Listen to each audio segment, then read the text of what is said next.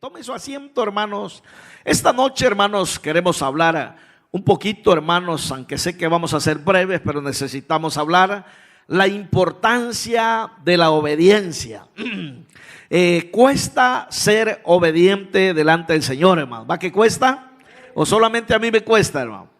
Yo no creo, hermano. Si usted no dice amén, a lo mejor usted es bien obediente, pero hay veces nuestros frutos hablan acerca de la obediencia. Es bien importante, hermanos, poder ser obedientes al Señor. Y yo esta noche quisiera hablar, hermanos, el día lunes, hermano, el día lunes con los hermanos que están llegando, y gracias a Dios, damos gracias a Dios porque vemos que cada lunes se están integrando al otro. Estamos orando, hermanos, hemos cambiado por ahí, hermano, aleluya, algunas cositas acerca de la intercesión y estamos viendo resultados. Y este lunes, hermano, yo le decía a los hermanos que Dios había puesto en mi corazón, ya que vemos hay veces al pueblo de Dios, vemos a la iglesia que no quiere hacer la obra evangelizadora. Y el Señor Jesucristo dijo que lo que recibimos de gracia hay que darlo ¿de qué? Ayúdeme por favor, abra sus labios. ¿Hay que darlo de qué? De gracia. Antes de venir nosotros al conocimiento de la verdad, hubieron otros cristianos que oraron por nosotros. ¿Cuántos están conmigo? Hubieron otros que apartaron un tiempo para ir y hablarlos la palabra del Señor. ¿Sí está conmigo? Hubieron otros que apartaron un tiempo para ir a las calles, llevar ese mensaje de salvación a nuestra vida. ¿Sí o no, iglesia? Hubieron otros que apartaron un tiempito en el trabajo. Hermano, Dios bendiga la vida de mi hermano Jaime, que creo que lo dije el lunes. Ahorita los nuevos los están poniendo el ejemplo a los que ya llevamos ratitos en la iglesia, que somos expertos, somos conocedores, somos maestros de la palabra. Los nuevos los están dando, hermanos, un ejemplo, hermano, que necesitamos hablar de las buenas nuevas de salvación, hermano. La Biblia dice que después, aleluya, las escrituras dicen que después que hermanos, aleluya, en San Marcos dice que después de que Juan el Bautista fue encarcelado, dice que nuestro Señor Jesucristo arrancó su ministerio predicando el evangelio, las buenas nuevas de salvación, aleluya. Y creo, hermanos, quiero hacer una introducción, volviendo a lo que les mencionaba del día lunes. He estado sintiendo delante del Señor, porque un pastor recibe un llamado. ¿Cuántos creemos que los pastores que hemos sido llamados por el Señor recibimos un llamado y recibimos una visión? Y cuando hablo de visión, no estoy diciendo visiones que podemos tener, hermanos, ya sea dormido, ya sea, hermanos, en cuerpo presente. Hay una visión ministerial. Y hablaba yo anoche con un hermano y gloria a Dios, me gocé, casi hablé con una hora. Y digo yo, hay gente que se ha entendido las escrituras, porque sabía usted que la palabra de Dios es un misterio. Mano Arturo, la palabra del Señor es un misterio. No a todos se les ha revelado de la misma manera, ni todos entendemos el propósito y el llamado de Dios para nuestra vida. Quiero abrir un paréntesis y pregunto, ¿usted sí sabe a qué lo llamó el Señor a conocerle, hermano? ¿Sí sabemos a qué lo llamó? ¿Sí sabemos por qué estamos en la iglesia, más bien dicho? Ah, pastor, porque se avientan unas pupusas tan buenas de chicharrón con queso, dice la hermana Lupita, y esas son las que me hacen cantar, santo. No hemos entendido a qué los ha llamado el Señor. Dice las escrituras, hermanos, en Primera de Pedro 2:9, dice que nosotros hoy somos nación santa. Somos pueblo adquirido por Dios. ¿Cuánto creemos eso? Dice que somos pueblo adquirido por Dios y dice que Él los llamó de las tinieblas a su luz admirable para anunciar las virtudes. ¿Cuántos están conmigo? Para anunciar las virtudes. O sea que si el Señor se reveló a nuestra vida, hermano, esa bendición que Dios haya aparecido a nuestra vida y los haya alcanzado por su gracia, su amor y su misericordia, no es para que nosotros la tengamos encerrado solo para nosotros. ¿Cuánto está conmigo, hermano?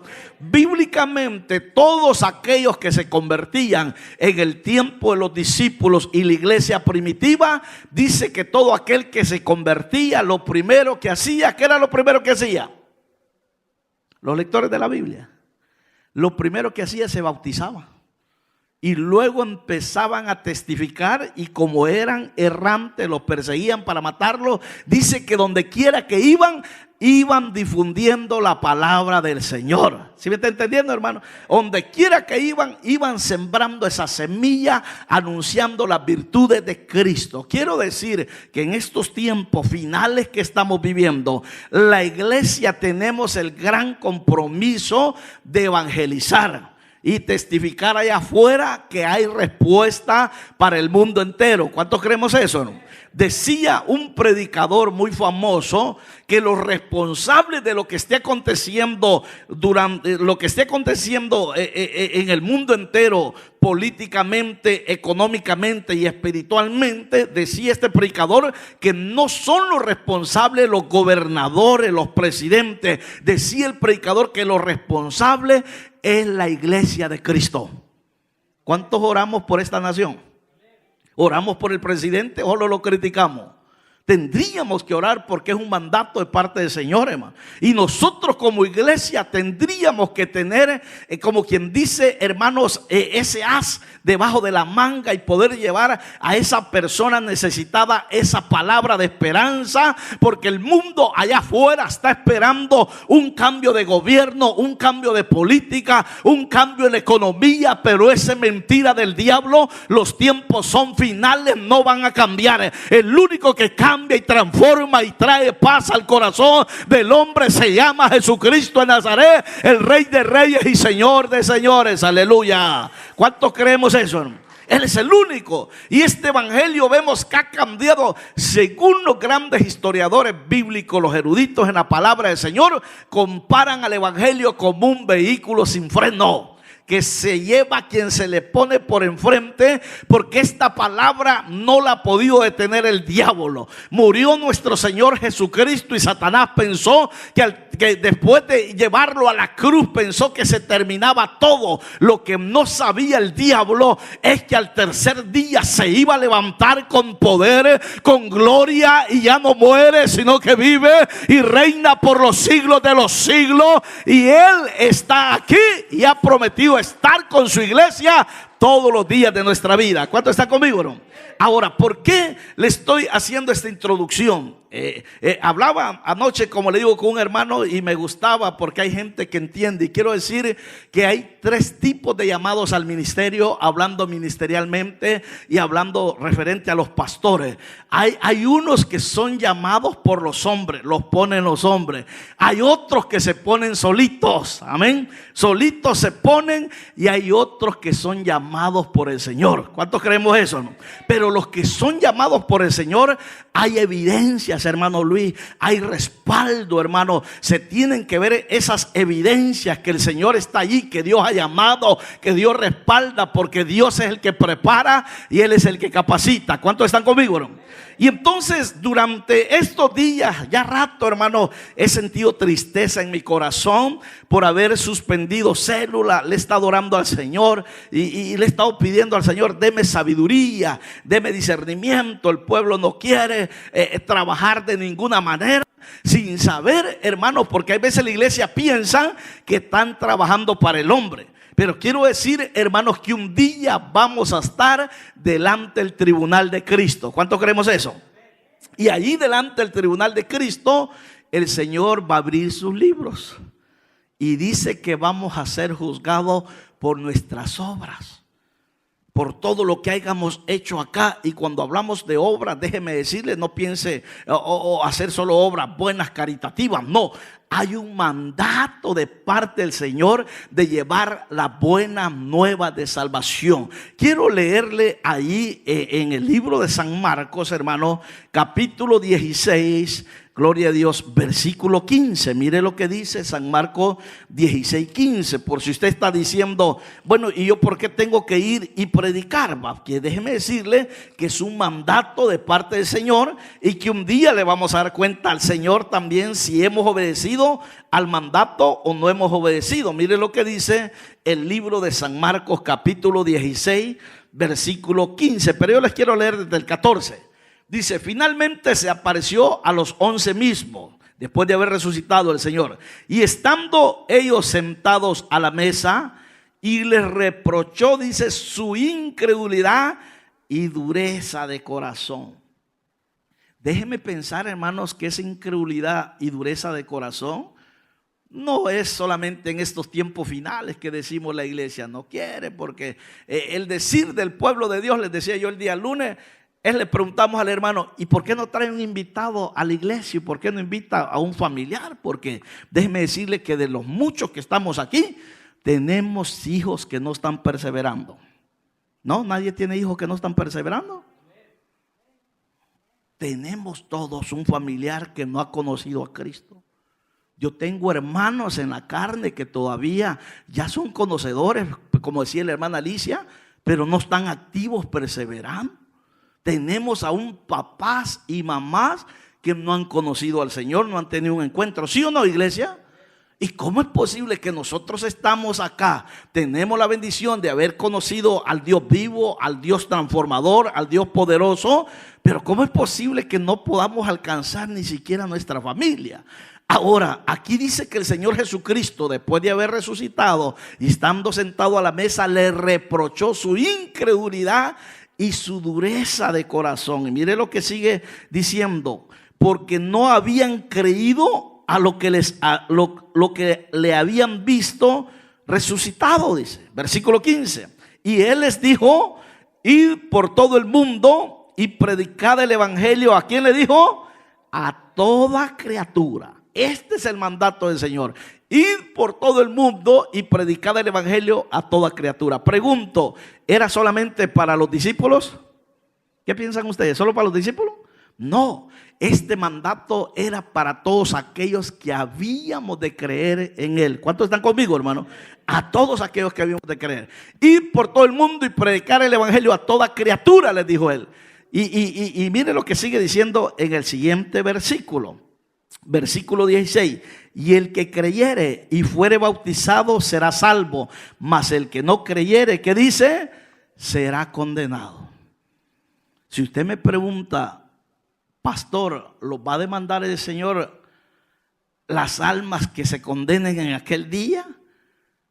Déjeme decirle, hermanos, que los va a demandar el Señor, que nosotros, pudiendo abrir nuestros labios, evangelizar, llevar el mensaje de salvación, y no lo hacemos, los vamos a meter en serios problemas con el Señor. ¿Sabe por qué, hermano? Porque millones de personas están muriendo sin Dios y sin esperanza. Yo siempre le digo a la iglesia, nuestro trabajo es el día de cada servicio, invitar a nuestra familia, invitar a algún familiar, un compañero de trabajo. No podemos forzarlo, pero después que nosotros hayamos hecho el trabajo de abrir nuestros labios y evangelizar e invitar, quien va a hacer el trabajo especial, quien va a tocar, quien va a redarguir, quien va a mover esas almas a la iglesia, ¿quién es? El Espíritu Santo de Dios. Ahora, yo le voy a decir algo. Tenemos un gran privilegio que no lo tienen ni los ángeles, pero tenemos un gran compromiso, iglesia, porque un día vamos a estar delante del Señor. Dios hubiera podido enviar ángeles a predicar la palabra sobre la faz de la tierra. ¿Cuántos creemos que sí? Y le aseguro que esos ángeles hubieran venido con autoridad y nadie hubiera resistido al llamado de Dios. Pero el Señor nos está dando un privilegio y una oportunidad a nosotros poder, hermanos, llevar las buenas nuevas de salvación, que ese privilegio no lo tienen ni los ángeles, ni los arcángeles, ni los querubines. Lo tenemos usted y yo, pero tenemos una gran responsabilidad también delante de nuestro Dios. ¿Cuántos están conmigo?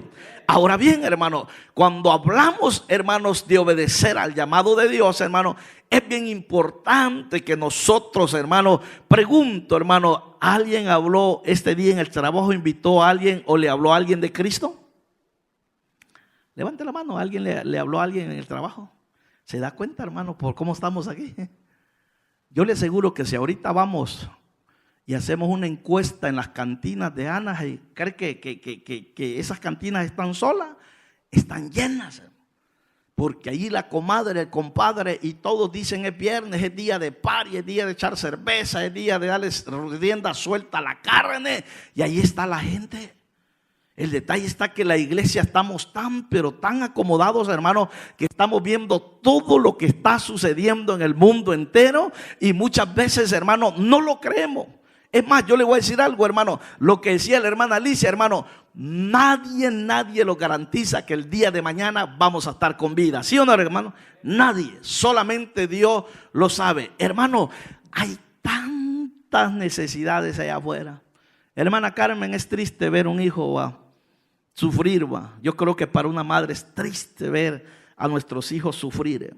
Miraba las noticias hoy, madres de familia llorando en la tumba diciendo lo que el fentanilo está causando, hermano, el impacto. Jóvenes muriendo a temprana edad por el consumo de droga, por el consumo de alcohol, hermano. Y muchas veces la iglesia, que tenemos la arma poderosa que es la palabra, y tenemos no solamente la palabra a nuestro Dios a través del Espíritu Santo, que es quien respalda esa palabra, y muchas veces estamos dormidos.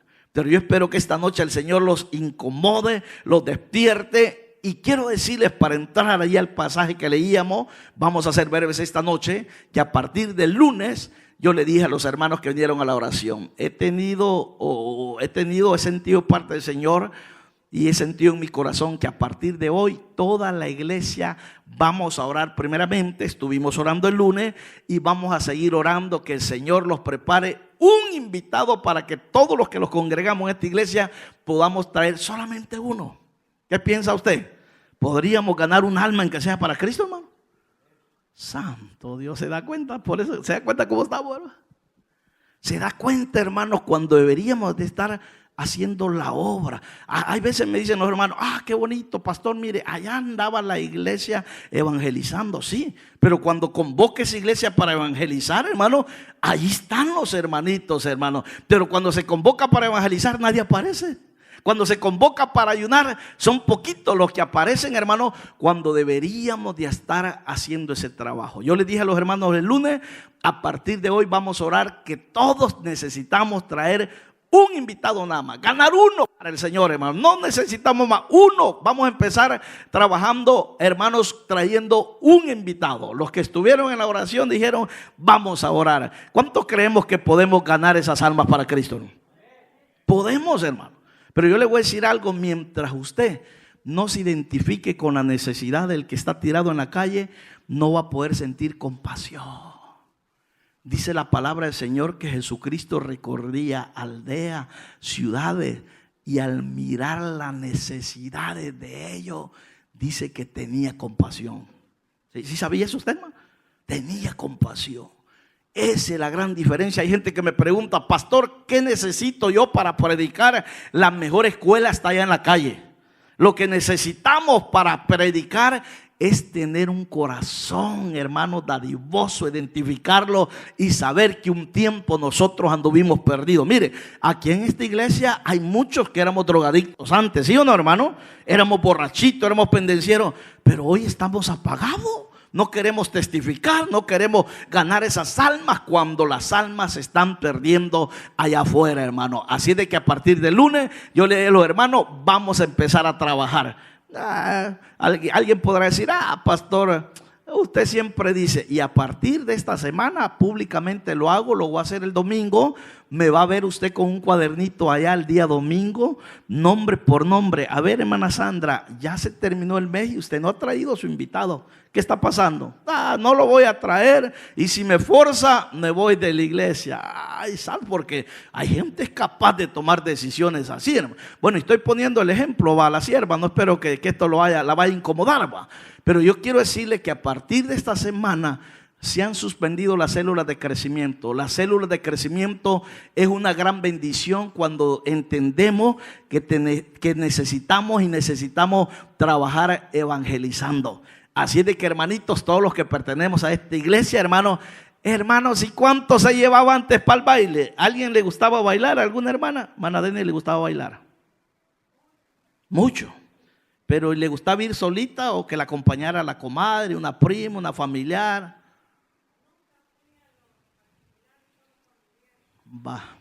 Sí, pero todos íbamos a una fiesta. Y mire, había gente, testifiqué yo el día lunes. Oiga lo que voy a decir, testifiqué el día lunes lo que me contó la hermana Arely. Dice que cuando ella estaba en Honduras, dice que había una ahí que vivía en la colonia. Era buena para bailar y no se perdía ni una fiesta. Si no tenían dinero, prestaban, empeñaban los caites, pero iban a mover el carapacho. Y dice que esa que era buena para bailar, había una fiesta ese fin de semana ahí, dice, en la colonia. Y dice que empezó a llamar ella, la líder de ella, empezó a llamarle, pero no líder de iglesia, líder de la chuleta, de la carne. Y dice que tenía 5 listas para ir al baile el día sábado. Cuando dice que tocó a la puerta un cristiano y llegó y las encuentra reunidas ahí, que están dándose la última repelladita para ir a mover el carapacho. Y dice que les dice el hermanito: los invito a la iglesia, va a estar muy bonito, tenemos un bonito servicio. Y le dice esta mujer: mira, le dice, invítame otro día, porque hoy, le dijo, tengo 5 mujeres que vamos a darle rienda suelta a bailar. Y dice que aquel hermanito casi lloraba y se quedó bien triste. Le dijo: dígame cómo hace. Usted lleva 5 que van para la fiesta y yo no he podido conseguir ni siquiera uno para la iglesia. ¿Me entendió la moraleja o no me la entendió? ¡Wow! ¡Qué tremendo, hermano! Y yo sé que detrás de eso está el diablo, hermano. Pero ¿cómo es posible que si antes éramos buenos para jalar gente para el mismo pecado, para la perdición, hoy tendríamos que trabajar en equipo y en unidad para ganar esas almas para Cristo? ¿Cuántos están conmigo, no? Quiero entrar, hermanos, deme 5 minutos más para terminar esta noche. Allí en el pasaje que le leía, allí en el libro de Jonás, hermanos, capítulo 1, mire lo que dice: vino palabra de Jehová a Jonás, hijo de Amitai, diciendo: levántate y ve a Nínive, aquella gran ciudad, y pregona contra ellos. ¿Qué es pregonar? Eso los historiadores bíblicos, los que conocen, ¿qué es pregonar? ¿Alguien sabe? Es declarar, es ir y predicar. Jonás era un profeta. Y aquí Dios le hace un llamado especialmente a un profeta. Y preste atención, porque quiero resumirlo esto en 5 minutos. Y mire que le hace un llamado y le dice que se levante y vaya a la ciudad de Nínive y pregone contra esa ciudad, porque dice que ha subido su maldad delante de Jehová. Pregunto, ¿será que solo en el tiempo de Jonás había maldad, había pecado? En estos tiempos, ¿cómo están los tiempos?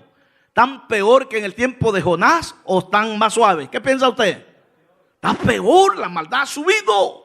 ¿Y dónde está la iglesia? ¿Dónde estamos, hermano? Nosotros, porque dice que el Señor los llamó de las tinieblas a su luz admirable. Y dice que nosotros somos luz en medio de las tinieblas. ¿Cuánto está conmigo, hermano? Y lo llama y le da una orden, un mandato de ir y predicar a Nínive. Y dice el versículo, aleluya, 3. Y Jonás se levantó para huir de la presencia de Jehová a Tarsis, y descendió a Jope y halló una nave que partía para Tarsis, y pagando su pasaje entró en ella para irse con ellos a Tarsis, lejos de la presencia de Jehová. Ay, ay, ay. Era un profeta, hermano, y se estaba revelando al llamado de Dios. Pregunto, hermano, si quiero llegar donde quiero llegar, donde creo que el Espíritu Santo quiere llegar. ¿Acaso más de alguna vez el Señor no le ha incomodado a usted a hablar en su casita de las maravillas de Cristo y no lo hacemos? ¿Y sabe por qué no lo hacemos? Porque muchas veces, hermano, nuestro testimonio está por el suelo en la casa. Porque aquí es fácil ser cristiano, hermano Luis, aquí los vemos bonitos todos. Pero en el hogar la esposa sabe cómo gritamos los hombres. En el hogar nosotros sabemos cómo se comporta nuestra esposa, ¿va? Porque aquí en la iglesia se mira chulada las parejas, los esposos, turitos, besotes, va ahí y dice uno: wow, qué chulada, qué hogar. Pero cuando uno a veces se da cuenta de algunas cositas, dice: santo, y se lleva una sorpresa, ¿va? Ahora bien, ¿acaso muchas veces el Señor no los ha redarguido a poder llevar ese mensaje y no lo hemos hecho, hermano? Déjeme decirle, hermanos, que necesitamos caminar en obediencia. Jonás se levanta y un mandato, no quiere ir a Tarsis, porque Tarsis, usted conoce que era una ciudad sanguinaria. Nínive era una ciudad sanguinaria. se habían vuelto tan malos, pero malos, que mataban niños, hacían cosas tremendas, sacrificios. Y Jonás había escuchado de esa ciudad que era tan mala. Recibe un mandato de parte del Señor y dijo Jonás, no, dijo, es que la verdad que no quiero ir porque esa ciudad es tan mala, hasta puedo arriesgar yo mi vida.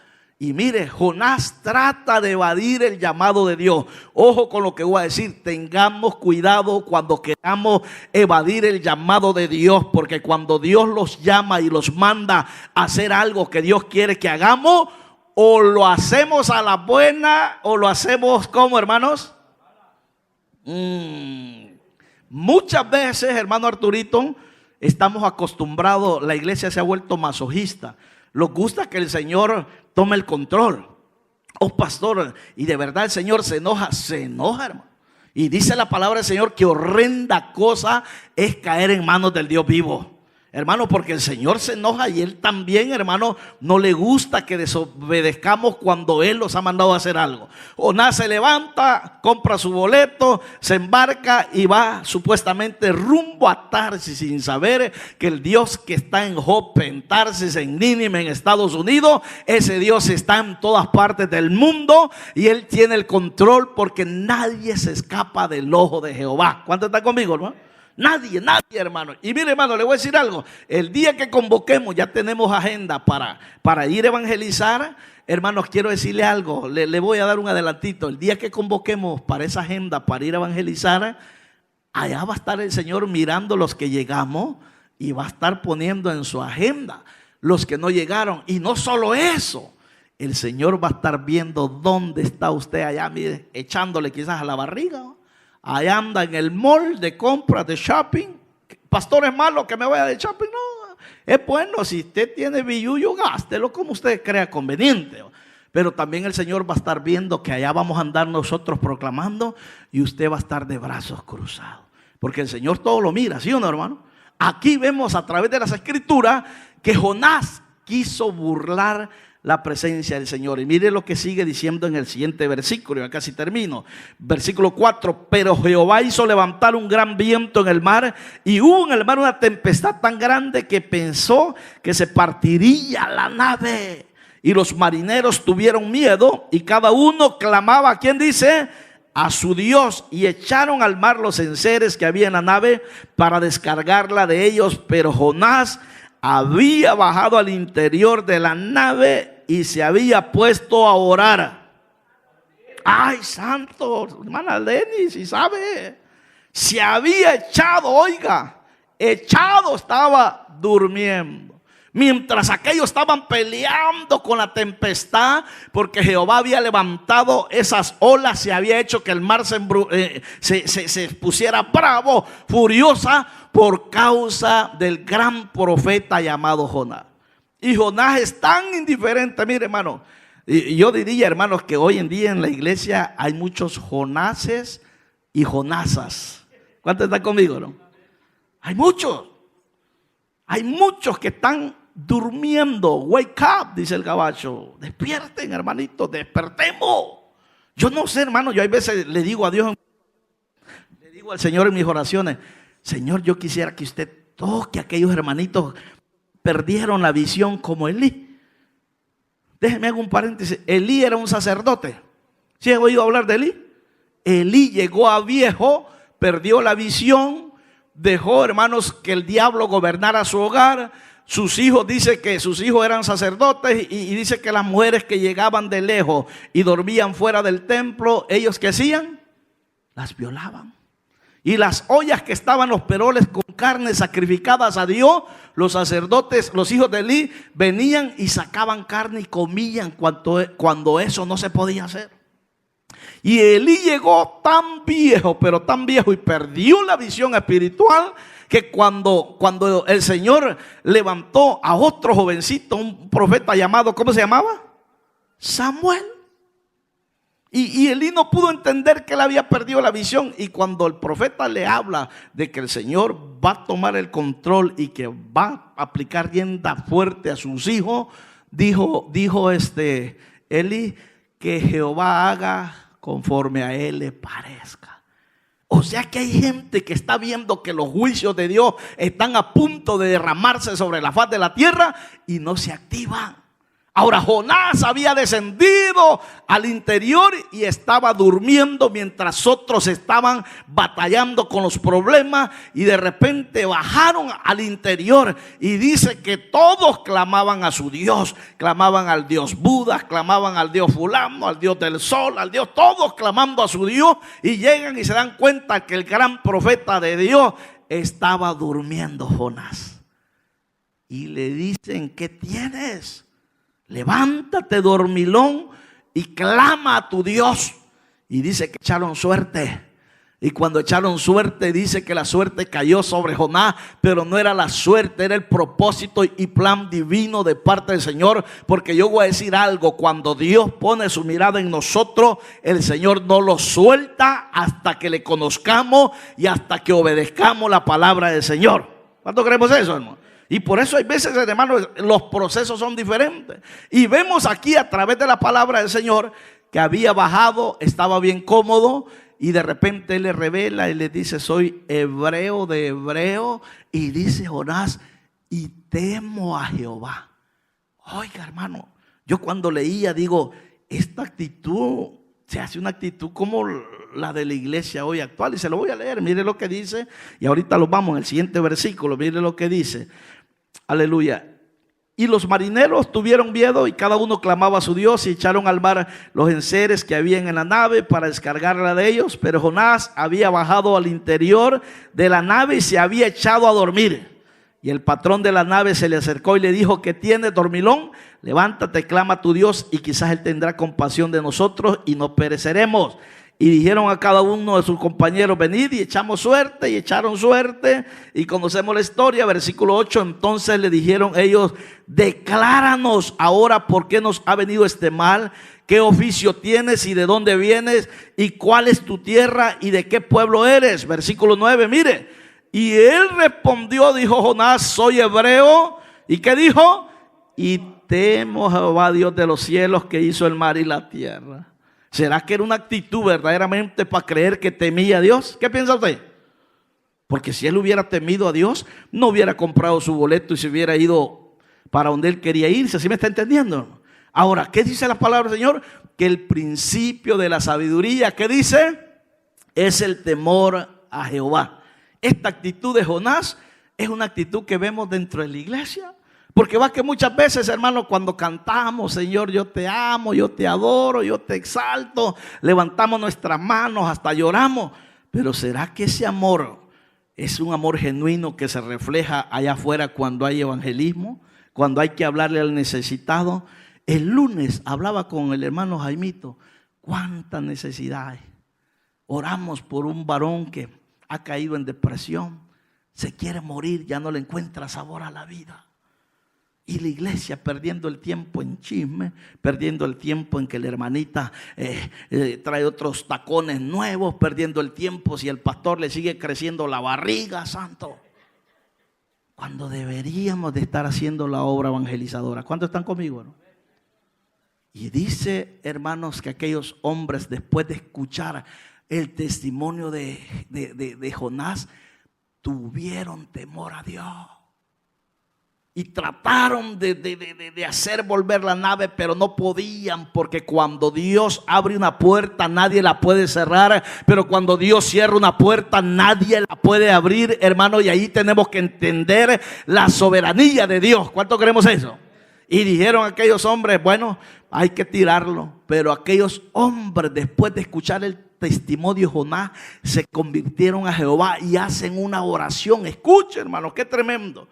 Escuche que aún en nuestra rebeldía y nuestras actitudes negativas hacia Dios, Dios se sigue glorificando, Dios sigue obrando, Dios sigue salvando, porque la obra no es de los hombres, la obra es del Dios Todopoderoso, y Él tiene que llevar a cabo y consumir su bendita obra mientras Cristo no aparezca. ¿Cuánto está conmigo? Y aquellos hombres, después de escuchar el testimonio, se convierten y dicen que claman a Jehová y hacen una oración y dicen: Señor, te rogamos que tengas misericordia, que no permitas que la sangre inocente perezca a causa de la desobediencia de este varón. Y agarraron a aquel desobediente profeta como un saco de papa y lo tiraron puchungún al mar, hermano. Y mire qué obediente aquel pez. Dice la Biblia que el Señor había preparado. ¿Qué dice? Un pez. Muchos dicen que una ballena. No dice ballena, un pez dice. Y dice que aquel pez, mire, obediente llegó y ¿qué hizo? Abrió su boquita. Cuando abre su boca y entra Jonás al vientre de ese pez, dice que se quedó el mar bien tranquilo. Y dice la palabra del Señor, léalo en su casita. Ahí Jonás capítulo 2 versículo 1 en adelante, la oración de Jonás. ¡Wow! ¡Qué tremendo! Dice que clamó desde lo más profundo, menciona hasta el Seol él. Y dice que levantó un clamor y dice que Jehová escuchó su clamor. ¡Aleluya! Es que la oración es poderosa, hermano. Yo no cree cómo hay gente deprimida, hay gente pasando momentos difíciles cuando los deberíamos de levantar a clamar, a ayunar, y hay respuesta para nuestra vida, porque la oración tiene poder para romper toda cadena, toda artimaña del diablo. La oración tiene poder para dar vida y vida en abundancia. Aleluya. Y cae aquel hombre y empieza a clamar, y el mismo Dios le da una orden. Mire, le voy a decir algo y llévese esto en su corazón. Ese pescado era más obediente que nosotros. Dígame, hermano. ¿Era más obediente al pescado que nosotros, sí o no? Porque si usted no dice amén y convocamos oración y no viene, usted está en rebeldía. Y se lo digo así de frente, usted es rebelde, porque si sabe que hay oración y se queda viendo la telenovela, ¿va? Ay, ¿cómo me voy a perder si ya está a punto de terminar? ¿Cuál es la que usted mira? Ah, que le da risita. Ahora bien, dice que el Señor ordena al pez vomitar a Jonás. Y dice que lo vomitó, hermanos, y lo hizo salir a tierra. Y dice en el versículo 3, y vino palabra de Jehová a Jonás por segunda vez, ve y pregona contra Nínive. Allá salió, pero bien obediente, hediondo a chuquillo, a pescado. Iba el gran Jonás, todo hediondo a pescado, pero no le importó. Y empezó a pregonar y le dijo Jehová, ve y vas a decir lo que yo te mando a decir. Wow, no era un gran mensaje teológico, hermanos, un cuerpo, desglosar 3 puntos, conclusión, una introducción, un llamado, no. Le dijo el Señor, vas a decir de aquí a 40 días, Nínive será destruido. Y dice que empezó a caminar, hermanos, y a caminar y a gritar. Y de repente empezaron a escuchar los primeros hombres, se vistieron de cilicio, se pusieron en ayuno y oración, y llegó a oídos del rey. Y cuando el rey supo, se quitó su vestidura, se tiró, hermanos, en cilicio, y dijo el rey, de aquí para allá nadie coma ni beba, ni las vacas, ni los perros, ni los gatos, nada. Mire qué tremendo, hasta los pobres animalitos los pusieron a ayunar. Quizás Jehová tenga misericordia en nosotros y no perezcamos. Concluyo esta noche, hermano. Jonás obedeció la primera vez al llamado del Señor, ¿va que no? Va que muchas veces nosotros somos duros de servir. Los habla de diferente manera en esta iglesia. Mire, hermano, el domingo estuvo tremendo eso, hermano. El Señor los habla de diferentes maneras, pero no entendemos. Hermano, démosle gracias a Dios cuando el Señor los ministra. A mí cuando Dios me ministra y me trae una palabra, le digo, gracias Señor porque no te has olvidado de mí. Y gracias por hablarme a tiempo. Porque hermano, si el Señor sacara su espada y los cortara, hermano, no sería gracia, pero la gracia divina, la misericordia de Dios la vemos, que Él habla a tiempo y fuera de tiempo. Pero Dios anda buscando que caminemos bajo la obediencia y podamos servirle no al hombre sino al Rey de Reyes y Señor de Señores. A eso los ha llamado el Señor, a servirle, a trabajar en su obra. Ay, ¿para qué tanto trabajo? Ni la gracia me da ese viejo amargado el pastor. Y me quiere tener ahí trabajando, y me quiere tener limpiando los baños, me quiere, hermanito, mire, si yo no le doy la gracia, no se preocupen, la bendición viene de parte del pastor o viene de parte de Dios. Es de parte del Señor, hermano. Sí, hermano, porque hay veces queremos como que yo en esta iglesia trabajo, pero vamos hablando de cómo va a salir el cheque por ir a evangelizar, santo. Si ahí está la líder de evangelismo, no le pagamos nada, al contrario, la motivamos que mueva este pueblo. Me dice la hermanita, ay pastor, convoqué y nadie se presentó. Le digo, Eso es para que vea qué es estar en los zapatos de un pastor, va. ¿Se imagina, hermano, convocar y nadie aparece al evangelismo? No es fácil, hermano. Pero yo quiero decirle algo esta noche. Llévese esto en su corazón. Pídale al Señor allá en su oración. Cuando usted esté solito, dígale: Señor, quiero ser mejor. Yo puedo ser un instrumento, dígale, en tus manos, para que esas almas que están a punto de morir sin Dios y sin esperanza, poder llevar las buenas nuevas de salvación. ¿Cuántos creemos que sí podemos llevar, hermano? Esa palabra de esperanza, esa palabra de fe, hermano, esa palabra que cambia, que transforma, hermano, que es la palabra de Dios que da vida. ¿Sí o no, hermano? Póngase sobre sus pies, vamos a orar esta noche, amantísimo Padre y buen Dios que estás en los cielos. Señor, te damos gracias por tu palabra, te suplicamos, te pedimos que esta palabra impacte en nuestros corazones y que podamos caminar en obediencia a tu palabra. Padre, todo eso te lo pedimos en el nombre poderoso de Jesús. Amén y amén. Dele fuerte esa ofrenda de paz.